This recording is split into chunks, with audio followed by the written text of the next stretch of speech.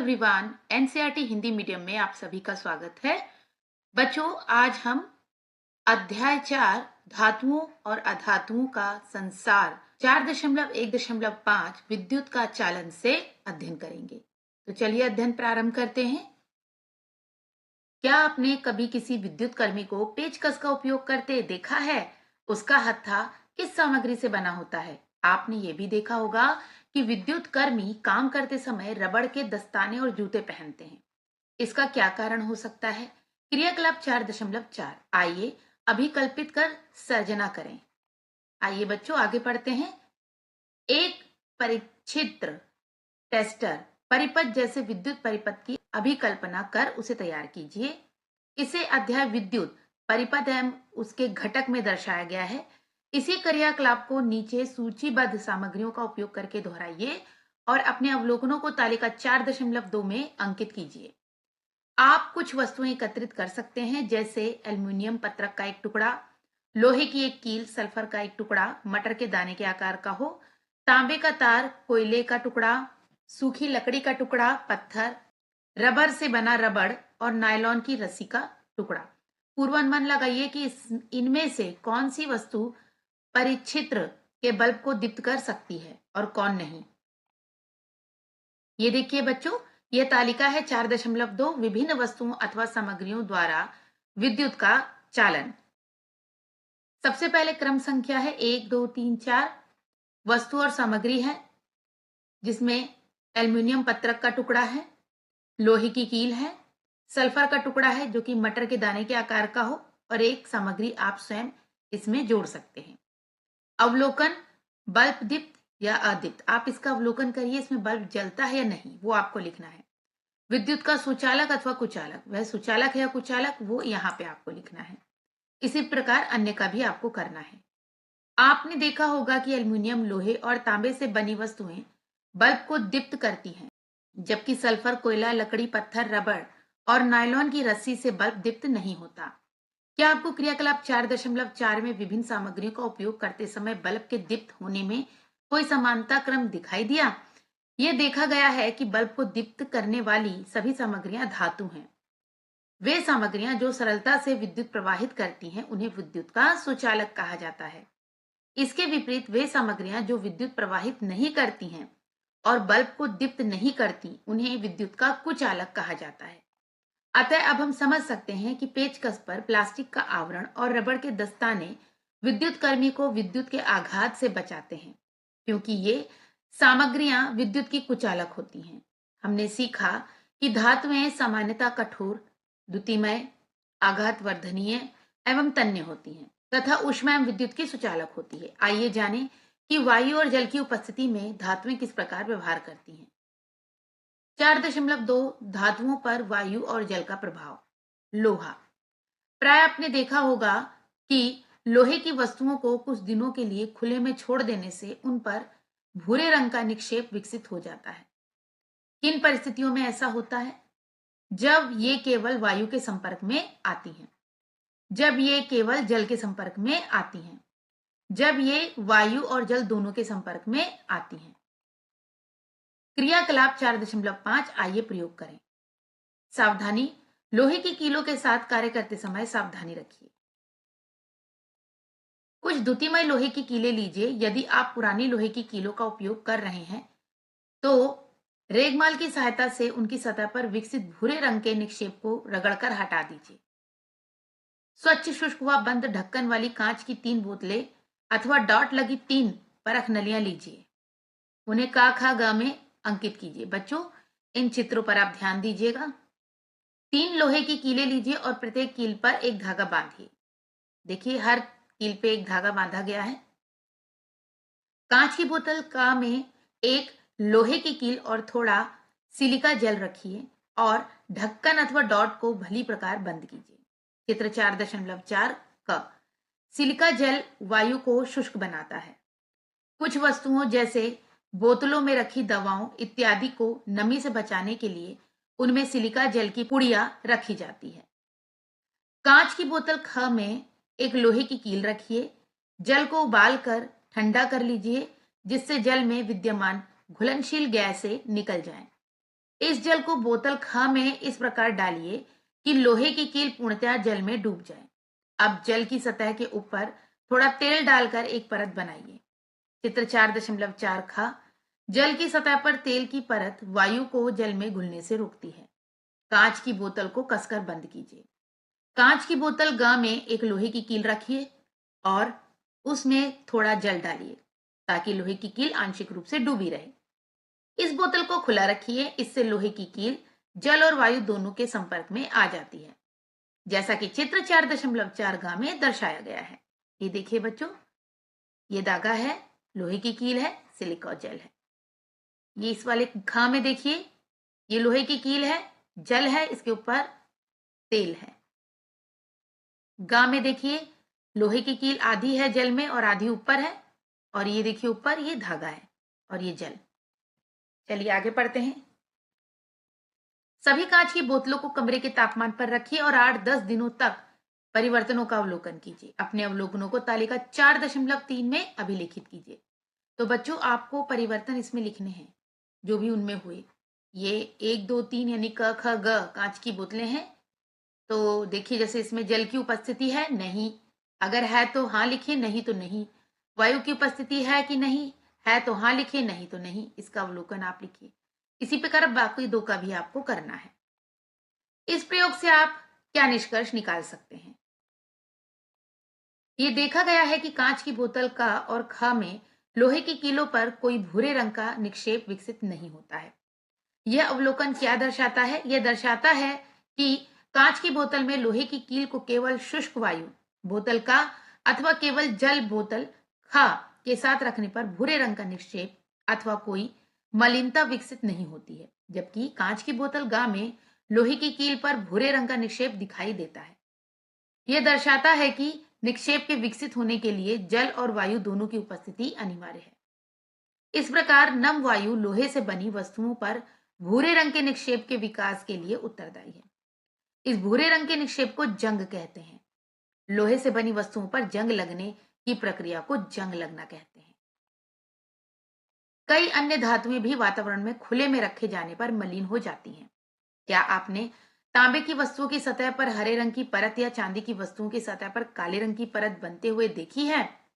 जलवायु या अन्य पदार्थों के कारण धातुओं की सतह पर धीरे धीरे ह्रास होना संक्षारण कहलाता है। क्या आप जानते हैं कि हमारे देश में लोहे में जंग लगना एक गंभीर समस्या है? प्रतिवर्ष जंग लगने से क्षतिग्रस्त लोहे की संरचनाओं का प्रतिस्थापन अथवा जीर्णोद्धार करने के लिए अत्यधिक मात्रा में धन का व्यय किया जाता है। लोहे को जंग से बचाने के लिए कई उपाय किए जा सकते हैं। रंग रोगन करना, तेल लगाना, ग्रीस लगाना, लोहे पर जिंक धातु की सुरक्षात्मक परत चढ़ाना, जिसे कि गैल्वेनाइजेशन कहते हैं। अग्रिम कक्षाओं में आप इसके विषय में जानेंगे। बच्चों, यह एक रोचक तथ्य है। ये देखिए, यह लौह स्तंभ है जो कि दिल्ली में स्थित है। रोचक तथ्य, प्राचीन भारत का अद्भुत धातु विज्ञान। 1600 वर्ष पूर्व दिल्ली के लौह स्तंभ का निर्माण चंद्रगुप्त द्वितीय के काल में हुआ। यह लगभग 8 मीटर ऊंचा है और इसका वजन लगभग 6000 किलोग्राम से भी अधिक है। इस लौह स्तंभ के विषय में रोचक तथ्य यह है कि इतने वर्षों तक वायु, वर्षा एवं प्रतिकूल जलवायु परिस्थितियों का सामना करने के पश्चात भी इसमें जंग नहीं लगा है। दूसरे शब्दों में कहें तो यह इस प्रकार से निर्मित है कि यह जंग प्रतिरोधी है। यह भारत के धातु प्रौद्योगिकी के विकसित कौशल को दर्शाता है। 4.3 वायु और जल का अन्य धातुओं पर प्रभाव। क्रियाकलाप 4.6 आइए अन्वेषण करें। निदर्शन क्रियाकलाप। शिक्षक इस क्रियाकलाप को प्रदर्शित कर सकते हैं। सावधानी देखिए बच्चों, विद्यार्थियों को सुरक्षात्मक ऐनक पहनने और क्रियाकलाप स्थान से सुरक्षित दूरी बनाए रखने का परामर्श दिया जाता है। यानी कि बच्चों, आपको सुरक्षात्मक चश्मे पहनने हैं जिससे कि आपकी आंख पर कोई चिंगारी या कोई तेज रोशनी ना जाए, और साथ ही आपको उचित दूरी बना के रखनी है, अन्यथा आपके कपड़ों में भी चिंगारी लग सकती है। लगभग 3-4 सेंटीमीटर लंबी मैग्नीशियम की रिबन लीजिए। इसे रेगमाल के टुकड़े से रगड़कर साफ कीजिए। इसे चिमटे से पकड़िए, दूसरे सिरे को स्पिरिट लैंप या मोमबत्ती का उपयोग करके जलाइए। चित्र 4.5 मैग्नीशियम रिबन को जलने दीजिए। आपने क्या अवलोकन किया? आपने अवलोकन किया होगा कि मैग्नीशियम रिबन आंखों को चौंधियाने वाली सफेद ज्वाला के साथ जलता है और श्वेत चूर्ण में परिवर्तित हो जाता है। इसे वॉच ग्लास पर एकत्रित कीजिए। यह चूर्ण मैग्नीशियम ऑक्साइड है। यह मैग्नीशियम और वायु में उपस्थित ऑक्सीजन की अभिक्रिया के फलस्वरूप बना है। इस श्वेत चूर्ण में कुछ बूंदे गर्म जल की डालिए। इसे अच्छी तरह से हिलाइए और इसकी प्रकृति की जांच कीजिए। अध्याय पदार्थों का अन्वेषण, अम्लीय, क्षारीय एवं उदासीन का स्मरण कीजिए। पता लगाइए कि मैग्नीशियम ऑक्साइड का विलयन अम्लीय है, क्षारीय है या उदासीन। आप किसी भी अम्ल क्षार का सूचक का प्रयोग कर सकते हैं। इस विलयन का नीले और लाल लिटमस पत्रों पर क्या प्रभाव पड़ता है? ये देखिए बच्चों, यह नीला लिटमस पत्र है और यह वाला लाल लिटमस पत्र है। और ये देखिए, ये जो गोल गोल है ये वॉच ग्लास है। आप अवलोकन करेंगे कि यह लाल लिटमस पत्र का रंग परिवर्तित कर नीला कर देता है। चित्र 4.6 अतः यह क्षारीय प्रकृति का है। प्रायः धातुओं के ऑक्साइड क्षारीय प्रकृति के होते हैं। हम मैग्नीशियम रिबन के जलने के विषय में अग्रिम अध्याय हमारे आसपास के परिवर्तन, भौतिक एवं रासायनिक में चर्चा करेंगे। चलिए बच्चों आगे पढ़ते हैं।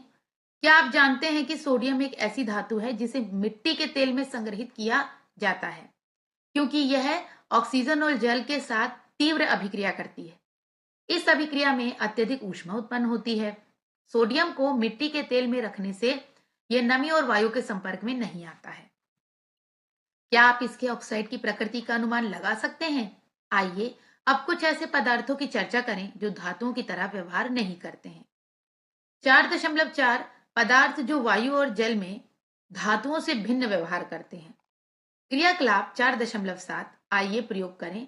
निदर्शन क्रियाकलाप, ये देखिए बच्चों, यह उदहन चम्मच है। शिक्षक द्वारा इस क्रियाकलाप का प्रदर्शन किया जाना चाहिए। सावधानी क्या है इसमें देखते हैं। यह क्रियाकलाप धूम छत्र में या खुले क्षेत्र में किया जाना चाहिए। सल्फर के जलने से उत्पन्न गैस श्वास के साथ ग्रहण करने पर हानिकारक हो सकती है। तो बच्चों आपको इसको किसी कमरे के अंदर नहीं करना है, या तो आप कहीं छत पे कीजिए या खुले स्थान पर। एक उदहन चम्मच में अल्प मात्रा में सल्फर चूर्ण लीजिए। उदहन चम्मच एक लंबे हत्थे वाला धातु का चम्मच है जिसका उपयोग पदार्थों को सुरक्षित रूप से गर्म करने और जलाने के लिए किया जाता है। चित्र 4.7 का यदि उदहन चम्मच उपलब्ध नहीं है तो आप किसी भी बोतल के धातु के ढक्कन को ले सकते हैं। इसके चारों ओर एक धातु का तार लपेटकर इसे चित्र 4.7 खा में दर्शाए अनुसार बना सकते हैं। सल्फर को ज्वाला पर गर्म कीजिए। इसके जलते ही उदहन चम्मच को गैस जार या कांच की गिलास में स्थानांतरित कीजिए। चित्र 4.7 ग गैस जार या कांच के गिलास को ढक्कन से ढक दीजिए और सुनिश्चित कीजिए कि बनने वाली गैस बाहर ना निकले। 3-4 मिनट पश्चात ढक्कन हटाकर उदहन चम्मच को बाहर निकालिए। गैस जार में थोड़ी मात्रा में जल डालकर शीघ्रता से पुनः ढक्कन लगाइए और गैस घोलने के लिए इसे हिलाइए। अध्याय पदार्थों का अन्वेषण, अम्लीय, क्षारीय और उदासीन का स्मरण कीजिए। अम्ल क्षार सूचक का उपयोग कर जांच कीजिए कि गैस जार में जल डालने के पश्चात प्राप्त विलयन अम्लीय है अथवा क्षारीय है। आप क्या अवलोकन करते हैं? आप अवलोकन करेंगे कि यह अम्लीय प्रकृति का है। चित्र 4.7 ये देखिए बच्चों, सल्फर का जलना। धूम छत्र क्या होती है? एक वायुदार क्षेत्र जिसका उपयोग प्रयोगशाला में हानिकारक धुएं, गैसों, वाष्प एवं धूल को सुरक्षित रूप से बाहर निकालने हेतु किया जाता है। वायु यानी ऑक्सीजन में सल्फर को जलाने पर सल्फर डाइऑक्साइड गैस बनती है। सल्फर जल में सल्फर डाइऑक्साइड गैस को घोलने पर सल्फ्यूरिक अम्ल बनता है। क्या सल्फर जल में उसी प्रकार व्यवहार करता है जैसे धातुएं करती हैं? ये देखिए नीला लिटमस, लाल लिटमस, वॉच ग्लास, लिटमस पत्र के द्वारा विलयन का परीक्षण। ये देखिए आगे चलते हैं। क्रियाकलाप 4.8 आइए अन्वेषण करें। कांच के गिलास में थोड़ा सल्फर चूर्ण लीजिए। इसमें अल्प मात्रा में जल डालिए। आप क्या अवलोकन करते हैं? आप अवलोकन करेंगे कि जल में सल्फर डालने पर कोई अभिक्रिया नहीं होती है। सल्फर और फास्फोरस जैसे पदार्थ धातुओं की तुलना में वायु और जल के साथ भिन्न व्यवहार करते हैं।